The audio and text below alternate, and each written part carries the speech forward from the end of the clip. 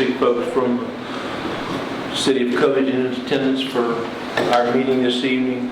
Just want to go over a few things. We've met with our folks from VTARC and Virginia Tech and local business folks recently on our STEM education at Covington Middle School. Just tickled to death to report on the progress of that, the buy-in that our teachers have, and we're excited to get our program put together and do some work between our school, of course our greenhouses across the street, and I think there's a really nice buy-in by our folks at the meal. So we are encouraged by all business and folks involved with our kids here in the community and proceeding with improvements in education. So just tickled to death to report on that. The waterline project on Princeton is moving along. Hopefully by the end of this week the waterline will be complete, and then we got some pretty serious road work to do up there, but that was on our paving schedule back a couple of years ago, so we've already got the bid to pave. With the amount of construction and destruction that we've had up there, we got some road improvements to do before we get it paved. But a good project. City folks very much involved in the installation of this and working along with the contractor to assist with the digging, and it's gone very well. And I have heard some positive things from the residents, and thanks for their improved water line, and the road is getting ready to be addressed. As I mentioned some time back, our paving will resume, if not next week, then the week after. Our contractors involved in some work with the town of Clifton Forge, and hopefully they'll be wrapped up hopefully by the end of this week. Our first project, of course, will be Mid-City Mall, and once we get that, and then hopefully we'll be to the point at Princeton, and then we'll get back to what was already on our list for paving at the conclusion of our last fiscal year that we were unable to get done. The Casey Field underneath Booty Albert Stadium, the renovations are going well. I would like to let the public know that there will be porta johns available on both sides of the stadium Friday night for the Cougar Brookville Bees football game.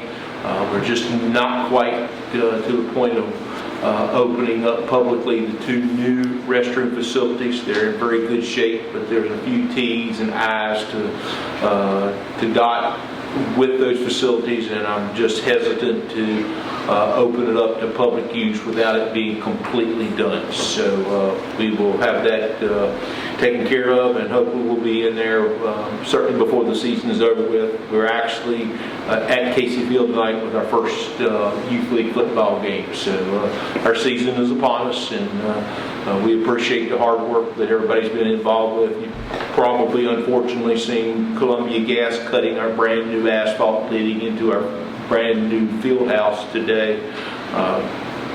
So that discussion has been had, and all is well. So we'll keep moving forward. The Rivermont housing project that we've mentioned several times over the last couple years, it's in the plans, should be in Eric's hands. Eric had a planned day off today, but the plans were to be delivered to him last week, so we're anxious for his approval of those so we can get started with our construction up there. We have had continued conversation with the Department of Transportation on our Beach to Pine sidewalk project. There's a little bit of money needed. I mean, we will be able to do the project, but we would like for the Department of Transportation to greatly assist us. And so they're working towards that. We're ready to go to work. The contract has been approved by VDOT. Fortunately for Covington, it's a local contractor that got the bid. It's just a matter of seeing if they can assist us with a few more dollars to get the project rolling and moving on. As I try to do on various weeks with reports, shout out to folks. I just need to shout out again our Cedar Hill Cemetery staff. The grounds up there are in very good shape. There's only a small group of folks up there taking care of that cemetery, and that is not an easy job to do on any given day. By the time we get through mowing one section and get across, we're back to where we started from within a few days. The trimming around the headstones, and again, just kudos to those people up there at Cedar Hill. Roman Windsor is the leader of our pack up there, and a lot of praise to them folks. In addition to that, they have to change faces quite a bit, dealing with families that have lost loved ones, and so in addition to the sweat and the blood and the tears of the hot days, we have to turn face about and be able to work with folks in a grieving situation, and kudos to them. Very, very important on behalf of our city, the job that they certainly do. According to Chief Smith, we have had a smooth opening to our school, particularly in traffic. We may have had a hiccup or two the very first day at our middle school, but things have worked well. We have worked with our school buses, and I personally have not heard of any negative or complaints, and Chief and his staff, again, as always, have done a very good job. And speaking of which, we had Lisa in our recreation department meet with our sheriff's department and Chief Smith today, getting ready for Friday night. The new field house, our goal is to accommodate our student athletes in the high school, entering into the Dr. Ellis Gate, as we call it. The general public will enter into a gate that we put up last year during the construction process.